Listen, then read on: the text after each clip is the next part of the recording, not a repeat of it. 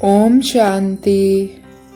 परम प्रिय परम पिता, परम प्रिय शिक्षक, परम प्रिय सतगुरु शिव बाबा की 5/4/2022 की मुरली से होमवर्क। आज बाबा हमें समझा रहे हैं कि बलवान बनने में माया बहुत सामना करती है, विघ्न डालती है। माया कभी जोर से थप्पड़ मारती है, कभी हल्का। जोर से ऐसा मारती है जो विकार में गिर पड़ते हैं। फिर वह असर बहुत समय चलता है, बुद्धि को जैसे ताला लग जाता है। अब बाबा कहते हैं, माया भुलाने की कोशिश करेगी, परंतु तुम भूलना नहीं। जितना तुम मेरे को याद करेंगे तो वर्षा बुद्धि में याद आएगा। तो जैसे जैसे हम बाबा की याद में आगे बढ़ते हैं, पुरुषार्थ करते हैं, अपने संस्कारों को परिवर्तन करने की कोशिश करते हैं, तो संस्कार भी हावी होते हैं। और जैसे किसी को क्रोध आता है तो बाबा कहते हैं उसकी बुद्धि को जैसे ताला ही लग जाता है। ऐसे ही हम भी विकार में जाते हैं तो क्या है, हमारी बुद्धि को ताला ही लग जाता है। तो हमें दूसरी आत्मा के ऊपर भी रहम आना चाहिए कि जो वो क्रोध कर रही है तो हम उसका सामना नहीं करें।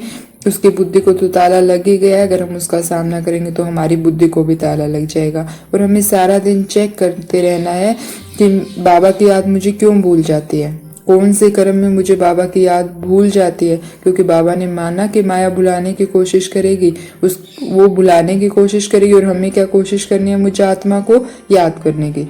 तो हमें चेक करना है कि मैं माया बाबा को क्यों भूल जाती हूँ, किस कर्म में भूल जाती हूँ, किस परिस्थिति में भूल जाती हूँ। और फिर चिंतन करना है कि उस परिस्थिति में कैसे मैं बाबा को याद कर पाऊँ।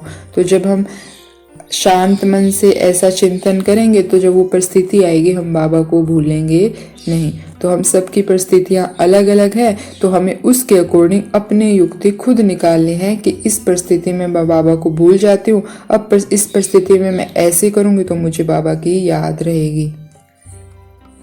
आज बाबा ने यह भी समझाया कि झूठ बोलने की, चोरी करने की, मांगने की आदतें निकाल देनी है। बाप कहते हैं, मैं तो दाता हूँ, तुम कोई से मांगते क्यों हो? जिसको इंश्योर करना होगा वह आप पे ही करेगा, कभी भी मांगो नहीं। आज बाबा का जन्मदिन है, कुछ तो भेजें, ऐसे मांगो नहीं। समझाना है, इंश्योरेंस करना है तो भल करो। तो बाबा कह रहे हैं कि हमें किसी से भी मांगना नहीं है, हम भगवान के बच्चे, हम बाबा के नाम पर कुछ मांगते हैं कि आज शिवरात्रि है सेवा दे दो, या बाबा का जन्मदिन है तो सेवा दे दो। तो बाबा कहते तुम क्यों, हम बाबा की ही गिलानी कराते हैं कि हमारा पिता दाता है और हम मांग रहे हैं। बाबा कहते मांगना नहीं है, जिसको इंश्योर कराना है वो अपने आप इंश्योर कराएगा। जैसे भक्ति में भी इंश्योर कराते हैं, जो धर्माऊ लोग होते हैं वो सोचते हैं हमें अगले जन्म में मिलेगा, तो अपना धन लगाते हैं, दान पुण्य करते हैं। तो बाबा कहते हैं यहाँ पे भी ऐसे है, जिसके पास जो है वो अपने आप इंश्योर करे। जैसे बाबा ने मम्मा का भी एग्जाम्पल लिया, ब्रह्मा बाबा ने क्या है, तन मन धन सब लगाया। मम्मा के पास धन नहीं था तो बाबा ने कहा उन्होंने शरीर से सर्विस की। तो जिसके पास जो है सब इंश्योर करना है। कोई तन की सेवा कर सकता है, तन की सेवा करे। अगर मन से सेवा कर सकता है, मन से करे। धन से सेवा कर सकता है, धन से करे। हमें खुद इंश्योर कराना है, हमें किसी से मांगना नहीं है। हाँ, समझा सकते हैं, ईश्वरीय यज्ञ है। और बाबा के टाइम तो क्या चलता था, यज्ञ में वही धन दे सकता था या बाबा उसी का धन स्वीकार करते थे जो शिव बाबा से फायदा ले रहा है। मतलब जिसने कोर्स किया है, जिसने बाबा को पहचाना है, बाबा उसी का स्वीकार करते थे। तो हमें किसी से भी मांगना नहीं है, बल्कि अपने तन मन धन को सफल करना है। आज बाबा हमें बहुत नशा भी चढ़ा रहे हैं।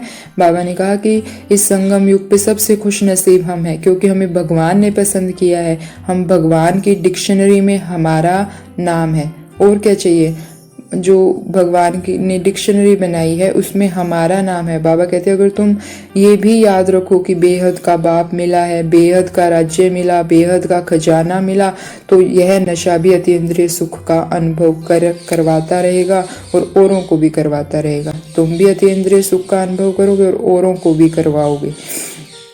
तो हमें सारा दिन मन को समझाना है और याद रखना है कि मुझे भगवान मिला है।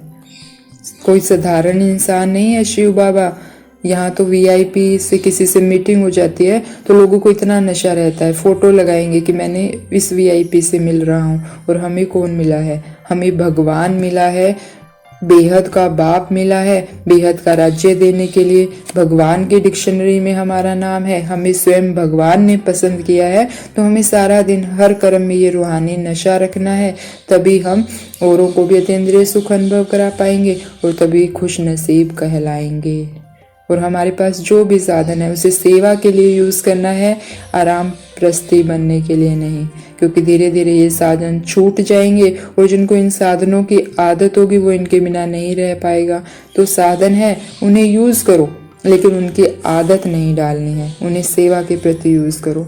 तो ऐसी अपना तन मन धन सब इंश्योर कराने वाली खुश नसीब आत्माओं को ओम शांति। शुक्रिया मीठे बाबा, शुक्रिया।